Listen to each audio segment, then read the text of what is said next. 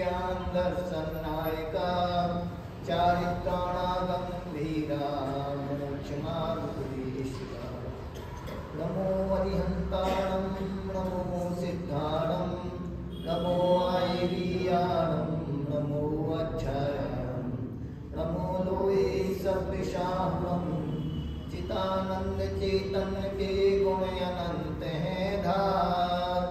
भाषा पदम पुराण की भाषा सुते अनुसार। जलो महावीर भगवान की जय, जलो चंद्रपुर भगवान की जय, जलो तीन कर्मों राजों की जय, जलो विद्यासागर महाराज की जय, जलो विमल सागर महाराज की जय, जलो राजसागर महाराज की जय, दीक्षा शिक्षा प्रदाता आचार्य भगवान विशुद्ध सागर महाराज की जय, आचार्य संघ की जय।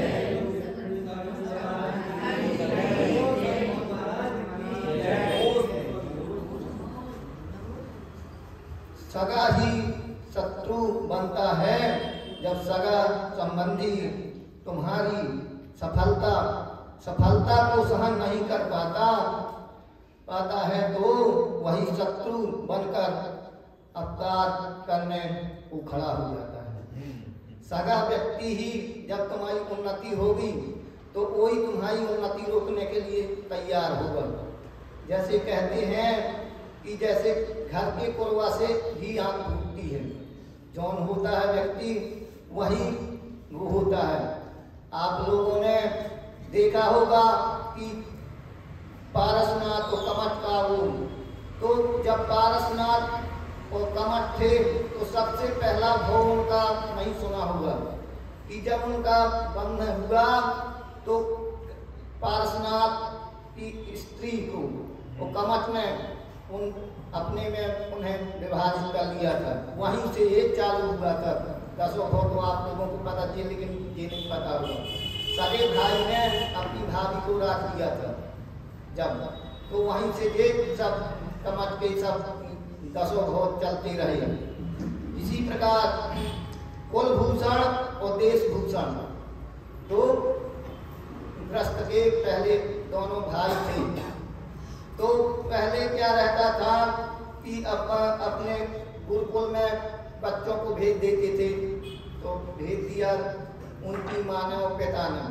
तो कुलभूषण और देशभूषण जब पढ़ने लगे तो उनके गुरु ने सब पढ़ाया कि भाई ऐसे धनुष चलाना, ऐसे पढ़ना, ऐसे नदी में जाना, ऐसे पेड़ में चढ़ना, सब सिखाते कुछ और बड़े हुए सब विद्याएं भी उन्हें धनुष बाण भी सिखाया। सिखाते बहुत दिन हो गए। जब वो उस गुरु ने कहा कि अब घर जाओ, तो गुरु ने कहा और कुछ ऐसी बातें सिखाई, उन्हें शिक्षा भी दी कि भाई कुल में ऐसा करना चाहिए, मर्यादा की अपनी कुल पर रक्षा करना चाहिए। जब पूर्णता पढ़ के आए दोनों भाई कुलभूषण और देशभूषण, जब कुलभूषण और देशभूषण आए तो जब अपने ग्राम में आए तो उन्हें उनकी स्वयं की बहन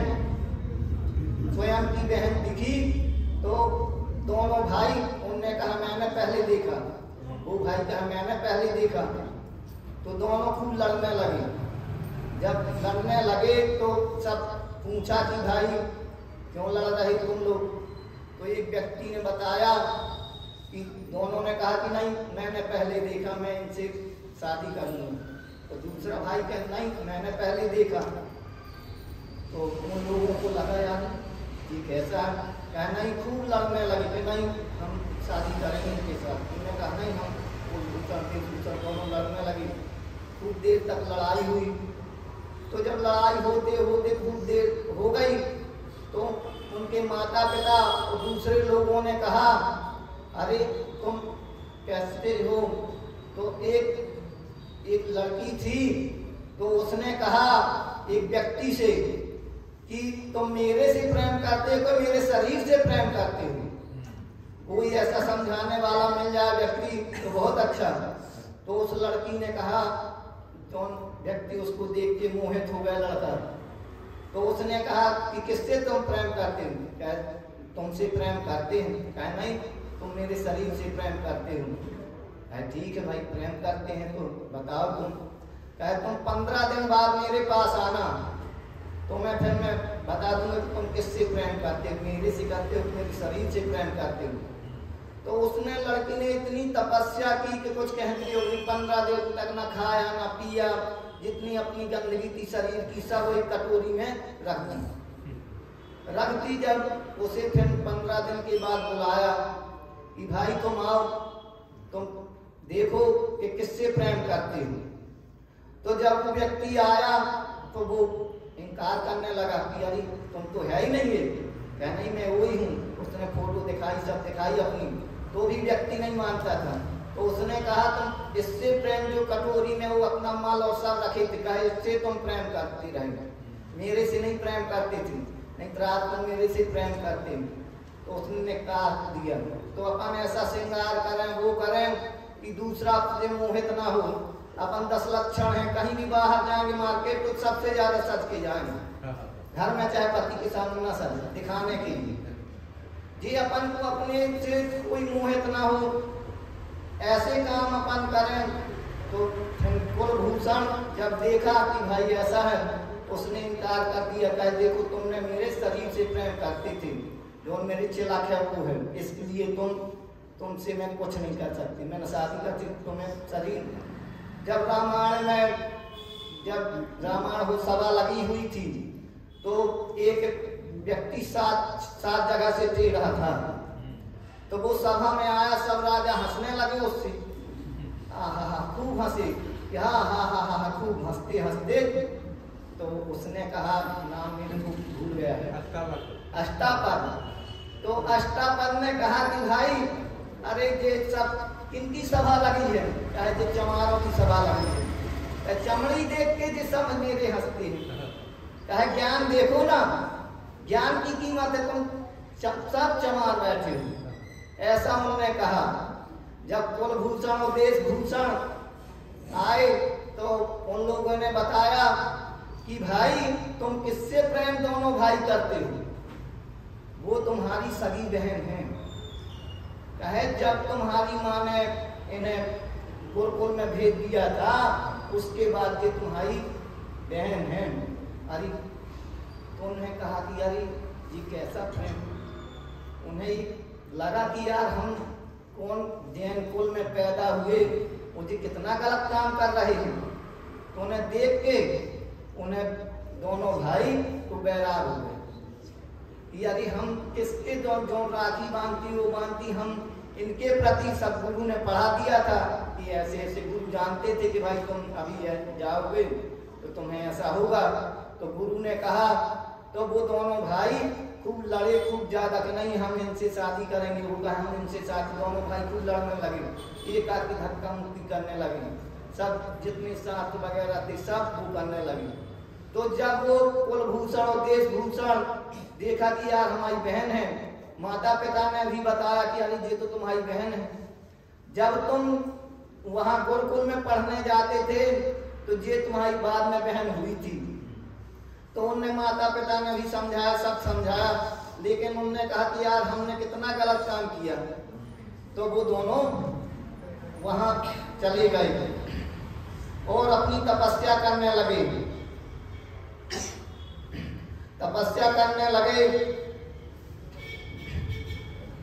तो जब तपस्या करते करते दोनों भाई तपस्या कर रहे थे तो उन्हें उसी समय राक्षस वगैरह उन्हें पीना देने लगे, बहुत ज्यादा तपस्या में उनके विघ्न डालने लगे।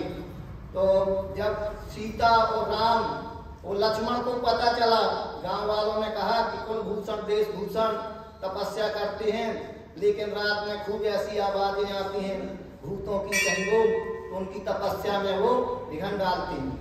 जब इन्हें पता चला तीनों को तो सीता जी डरने लगी। तो राम ने कहा कुछ नहीं, डरने का काम नहीं, अपन 3 लोग हैं, देखेंगे जो होगा। तो जाके वहां तपस्या करते हुए तो कुलभूषण और देशभूषण और राम लक्ष्मण सीता को एक कमरे में कर दिया, फिर उनका उत्सर दूर किया।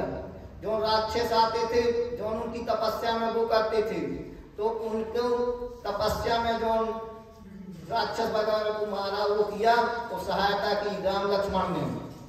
इसी प्रकार अपन कभी भी जैसे सोचते हैं कि अपन मृत्यु कर लें, हमने भी बहुत बार अपने लिए सोचा कि भाई हम जबलपुर में पढ़ते थे तो हमें लगा, हमारे फूफा जी बहुत तेज थे, बुआ बहुत सीधी थी, तो हमें डर लगने लगा। 10वीं में हमारा फार्म भर गया संस्कृत का, तो लगा कि यार क्या करें, तो लगा कि जाके भेड़ा घाट में कूद जाए, लगा कि यार ऐसा करें।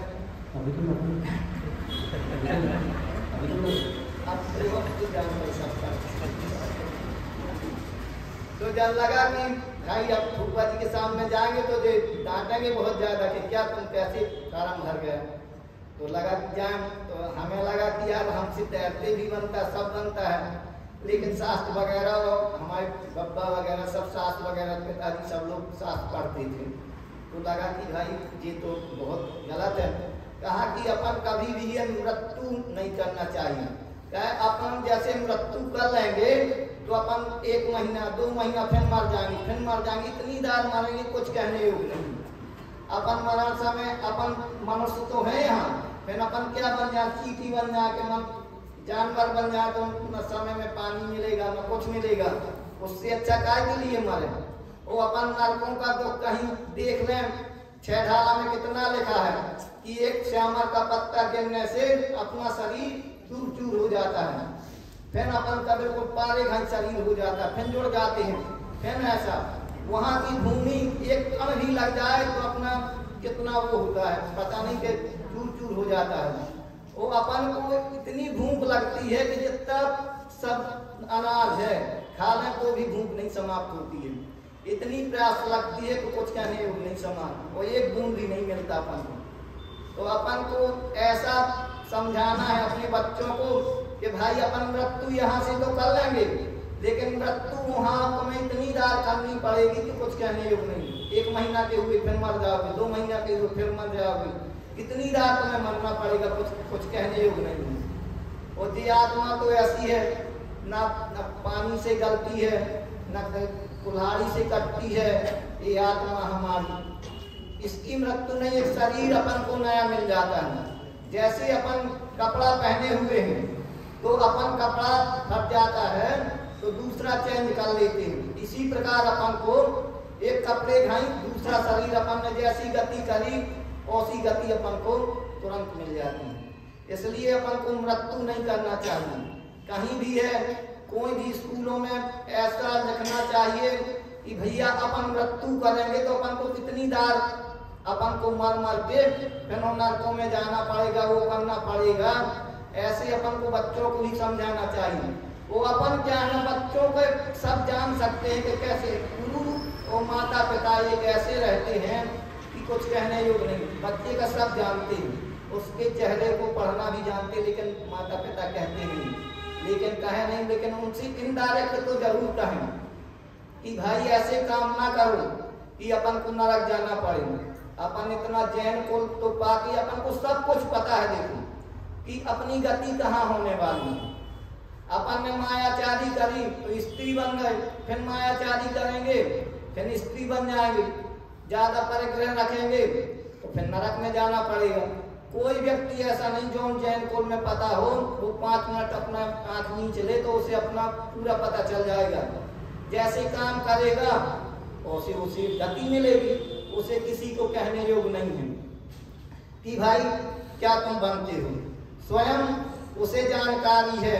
अपन जैसे पेपर देने जाते हैं तो अपन 100 नंबर का पेपर करेंगे तो मार साहब को स्वयं को जरूर पता होगा कि भाई अपन 100 नंबर का है, जो अपन मम्मी पापा से खूब झूठी में रहे 500 का पेपर कर दिया है, लेकिन अपन अपने से और गुरु से कभी झूठ नहीं बोल सकते हैं। इसी प्रकार एक पत्थर था दवाइयों के बारे में छोड़ कि जैसे मादू फल रहता है, मादू फल जैसे बड़े लोगों को अपन के छाले हो जाती हैं, छाला वगैरह, तो उसको अपन लोग को जैसे थोड़ी थोड़ी जैसे सुपारी खाते हैं तो उसको खा लें तो अपन के छाले सब सही हो जाते हैं। लेकिन शिशु को अपन कैसे जाने, जो छोटा बच्चा है उसको अपन कैसे जाने कि इसके छाले हैं कि वो है? तो वो ऑटोमेटिक एक तो दूध नहीं पिएगा, उसके दांत उससे के मुंह से लाल टाइप की गिरने लगेगी, तो समझ लेना कि उसके जरूर छाले हैं। तो अपन क्या है ना कि मादी फल को घिसे, माता थोड़ी उन्हीं का दूध निकाल के एक पत्थर में कि तो उनसे अपन घिस के उसको तो उनकी जीभ में लगा दूं तो बच्चे के साथ छाले सही हो जाएंगे। और बड़े लोग हैं तो जिस प्रकार अपन सुपारी है, सुपारी लेके सुपारी हम डाले हैं तो उससे सही हो जाएंगे। और एक जाछौन होती, जाछौन की नकलिया देसी में आदमी देहातों में कहते भूंचू की जड़ है जी। तो किसी को भी है जैसे खांसी आती हो तो उसको खा लो, तो उसको डाले रहो सुपारी खाएं तो खांसी अपनी सूखी खांसी सही हो जाएगी। और जैसे गला है अपना, गले में जैसे आवाज वगैरह नहीं निकलती है तो देसी में तो कहते हैं पान की जड़ और उसको अपन लोग जाछौन कहते हैं, मुलहटी। तो उसको अपन ले लें तो अपनी भाग सही आवाज अच्छी आने लगी। इसी प्रकार इस प्रकार की अपन को करना चाहिए। पत्थर है जैसे कोई भी व्यक्ति को कमजोर न सोचो कि ये व्यक्ति कमजोर है। तो एक मार्ग में एक पत्थर डला हुआ था तो उसमें सब लोग लात मारते हुए निकलते थे। तो निकलते थे तो एक जोन व्यक्ति के सामने वो पत्थर था तो वहां से एक व्यक्ति निकला, कहे कि ये पत्थर मेरे को नहीं दे सकते हो। वो तो व्यक्ति कहता था कि यार ये पत्थर चला जाए, यहाँ से सब गिरते हैं, मेरे को सब डांटते हैं, वो करते हैं। कहता हूँ भैया बताओ इस पत्थर को तुम्हें जहाँ कहो हम इसको खुला के तुम्हारे घर में रखवा सकते हैं। हाँ ठीक है भाई, यहाँ तो भेज देना इसको पत्थर को। तो उनने करके वाहन उसके घर में पत्थर को रखाए। जब पत्थर रखाए तो पत्थर का उसने इतनी अच्छी मूर्ति बनाई कि कुछ कहने योग्य नहीं, कहने योग्य नहीं। जोन निकलते थे मार्ग में निकलते थे उसी पत्थर में लात मारो निकल जाए, लात मारो निकल जाए। तो सब व्यक्तियों का उसने निमंत्रण किया और उस पत्थर की इतनी सुंदर मूर्ति बनाई जो कोई भी जाए कहे कि यार ये इतनी अच्छी मूर्ति है तुम कहाँ से लाए? तो उनने कुछ नहीं बताया। जौन व्यक्ति के सामने वो पत्थर था उसने तो और प्रशंसा की उस पत्थर मूर्ति की। जब देखा उसने क्या इतना सुंदर बनाया वो किया। हम भी उसी प्रकार थे पत्थर किस तरह। हमारे गुरु ने भी हमें एक ऐसा गढ़ के अपने मार्ग में लगाया, हमें कोई नहीं पूछता था। जब गुरु की शरण में गए तो गुरु ने भी हमें संस्कार करके एक भगवान बनने का रास्ता बताया। उसी प्रकार को पत्थर को देख के अपन को कि किसी व्यक्ति कोई भी है, गरीब है, कोई है, क्या पता वो कब काम आ जाए। जौन काम सूजी कर सकती है वो सब पल नहीं कर सकती है। इसी प्रकार अपन कोई व्यक्ति को कभी नमोस्तु शासन जयवंत सबके दिन एक से नहीं रहते हैं। कहते हैं कि घड़ी का कांटा है, कभी 6 में रहता है तो कभी 12 में भी जाता है। तो अपन को ऐसा है कि छोटे व्यक्तियों को भी सम्मान देना, सबको देना। जब उस पत्थर के सामने गए उस व्यक्ति ने देखा और पूछा कि यार ये पत्थर तुम कहाँ से लाई? इतनी सुंदर मूर्ति है, कहाँ से तुमने बनवाई? कहा मैंने मूर्ति बनाई था, ये पत्थर कहाँ से लाई? कहे तुम्हारे वो रोड में डला रहता था, सब लोग लात मारते थे, वही पत्थर को मैंने गढ़ के इतना सुंदर बनाया। अरे कहे कि देखो तो उस पत्थर का आज कहाँ पहुंच गया। अपन किसी भी व्यक्ति की निंदा ना करें, वो ना करें। क्या पता अपन कोई भी गलत चीज देख ले, घर में हो चाहे बाहर हो, कोई व्यक्ति गलत करता हो और तुमने देख लिया और उसकी अफवाह तुमने फैलाई तो उसने कहीं फांसी लगा ली तो तुम्हें उसका दोष लगेगा। ये तुम खूब अंदाज करना, कोई भी माता पिता हो, कोई छोटा बच्चा हो, चाहे वो हो, अपन उसको इनडायरेक्ट समझाएं, डायरेक्ट ना समझाएं। अपनी बात नहीं मानता, डायरेक्ट उसके दोस्तों के द्वारा समझाएं कि ऐसा है भाई, ये चीजें गलत हैं, तो अपन मार्ग में ला सकते अपने बच्चों को। अपन की बात नहीं मानता, उनके दोस्तों से समझा कि भाई तुम रास्ते से ऐसे गलत, वो सब लोगों को पता चल जाता। देखो 3 लोग थे, तो एक राजा, एक सेठ जी राजा थे, तो राजा थे तो उन्होंने कहा कि भाई अपन भी सब लोगों को जान जाते हैं चलन से उससे सब कुछ, तो कहा कि 3 लोगों की जांच अपन कर सकते हैं। 3 मित्र थे, तीनों ने कहा कि एक कहे कि हम घोड़े की जांच कर लेंगे, एक कहे हम औरत की जांच कर लेंगे, एक कहे हम मनुष्य की जांच करते हैं। तो कहा ठीक है भाई। तो राजा को पता चला कि ये व्यक्ति तो बहुत अच्छे हैं भाई, अपन को घोड़ा भी चाहिए, अपन को स्त्री की भी चाहिए, वो अपन को मनुष्य की भी जांच चाहिए, ये तो इन्हें रखने की बहुत अच्छी जरूरत है। तो कहा भाई लेके आओ लोगों को, तीनों को। तो लेके वो आ गए, लेके आए, तीनों रहने लगे। तो राजा ने कहा कि भाई अपन को घोड़ा तो एक लेना है, तो अपन कैसे जांच करें, अपने पास तो घोड़े की जांच करने वाला व्यक्ति है। तो कहा कि चलो भाई, राजा गए, सब लोग गए, घोड़े बंधे हुए थे। तो उनने घोड़ा अच्छा सुंदर था, तो उनने हाथ रखा तो वो घोड़ा दबने लगा। तो दबने लगा तो राजा ने पूछा तुमने ऐसे क्यों किया? कह राजा घोड़ा तो बहुत सुंदर है, लेकिन जब ये पानी देखेगा तो ये पानी की तरफ डूबने लगेगा। कहा कि ठीक है भाई, इसने जांच की, चलो देखें अपन। लेके आए, एक व्यक्ति को घोड़े में चढ़ाया, जैसे ही चढ़ाया तो जैसे ही पानी निकल आया तो वो घोड़ा पानी की तरफ दौड़ने लगा।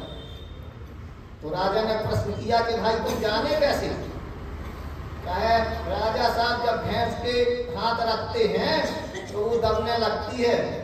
ये जो घोड़ा था जब बच्चा था तो इसे भैंस के दूध से पाला गया, तो इसके जो अपन ने जैसे संस्कार किए, दूध पिया वो किया, इसलिए वो पानी देख के डूबने लगा। तो कहा कि भाई ठीक है, अब अपन रानी की जांच कर। तो कहा उनसे 1 टका इनको बढ़ा दो खाने के लिए। भाई इन्होंने घोड़े की जांच की है तो इन्हें 1 टका बढ़ा दो। तो बढ़ा दिया। तो ऐसे ही कुछ दिन हुए तो कहा रानी की जांच की जाए। तो कहा ठीक है भाई, रानी की जांच की जाए। तो रानी जहाँ रहती थी वहीं रानी के यहाँ गए। तो राजा ने कहा कि भाई मेरे जो वो 3 लोग थे उनने कहा हमें अभय दान दो, तुम कहीं बुरा मान गए तो हम तीनों के कटार मार के हत्या कर दो। तो राजा ने कहा भाई तुम्हें अभय दान दिया जाता है। तो कहे जहाँ रानी रहती है वहाँ हम चलेंगे और हम एक प्रश्न करेंगे उससे। तो कहा ठीक है भाई, रानी से तुम प्रश्न करना। तो जैसे ही पहुंचे वहाँ तो रानी जहाँ बैठती थी, रानी बैठी, तीनों व्यक्ति गए तो उनने आगा लगाया कि जाओ कुर्सी लेके आओ। तो रानी दौड़ के गई और कुर्सी ले आके 3 लोगों को रख दी। 3 लोगों को रख दी तो बस उनने 3 लोगों ने कहा कि जांच तो रानी की हो गई, जांच तो हमने रानी की एक ही प्रश्न कर ली। कहा तो तुमने कैसे जांच की?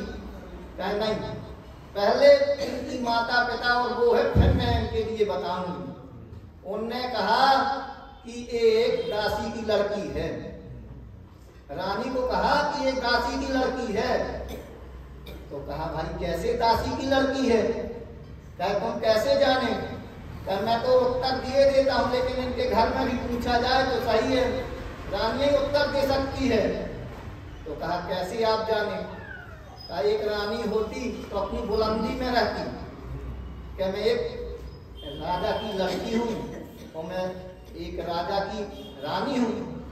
कहा मैंने जैसे आगा लगाया तो रानी होती तो तुरंत अपनी दासी से कहती हट जा, तू कुर्सी लगा इनके सामने।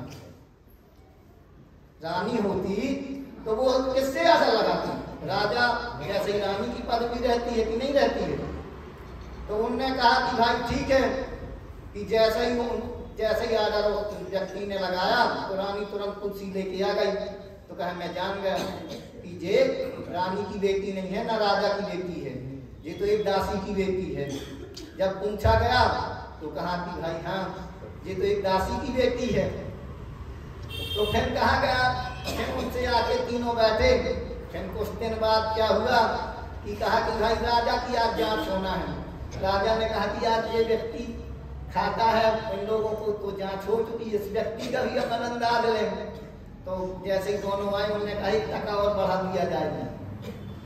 तो जब राजा के यहाँ आए, राजा की जांच होना सबको पता चला कि भाई राजा की जांच होना, राजा की जांच होना है। तो सब जुड़े, सब लोग बैठे हुए थे, बैठे तीनों। तो फिर उन तीनों लोगों ने कहा कि भाई राजा साहब हमें अभयदान दिया जाए, तो हम प्रश्न का उत्तर आपका दे सकते हैं, नहीं तो नहीं दे सकते हैं। तो कहा ठीक है भाई। तो कहा कि राजा बैठे थे, सब लोग बैठे, सब राजा बैठे थे। तो राजा ने सबको बुलाया, कहा भाई आप तीनों को अभयदान है। तो राजा बैठे उस समय, तो वो तो जान ही गए थे तुरंत। जैसे ही बैठे सब लोग, तो उन्होंने कहा कि भाई राजा की जांच होना, उन्होंने अभयदान के लिए ले लिया। तो कहा मैं तो राजा से प्रश्न ही नहीं करूंगा। आज अपन बैठते हैं सभा में तो सब व्यक्ति को जानते हैं कि ये इसकी चाल ऐसी, इसकी चाल ऐसे, गुण है वो है। अभी कोई व्यक्ति है ज्यादा बाल बड़े रखेगा तो स्त्री बन के आया कि बनना होगा उसको, जैसे ही करेगा जैसे वैसे ढंग करता होगा तो समझ लो तुम के स्त्री बन के आके दोबारा बनना होगा। अपन अपनी स्वयं जांच कर सकते कि क्या बनना अपन। और जो ऐसे व्यक्ति हो तो उनसे जरूर बच के, कहते हैं कि एकदम नाहर म्याहर से बच के रहना। नाहर के सामने चले जाना, लेकिन म्याहर आदमी से नहीं सामना करना पड़े बनना। वो इतना रद्दी होता कुछ कहने योग्य नहीं। चाहे नाहर के सामने चल, लेकिन म्याहर आदमी से बच के रहना हरदम। तो जब कहा कि भाई ठीक है कि राजा की जांच होना, सब लोग जुड़े हुए थे, तो उनने कहा कि मेरे को अभयदान दिया जाए। तो कहा ठीक अभयदान दिया जाएगा, तुम बताओ।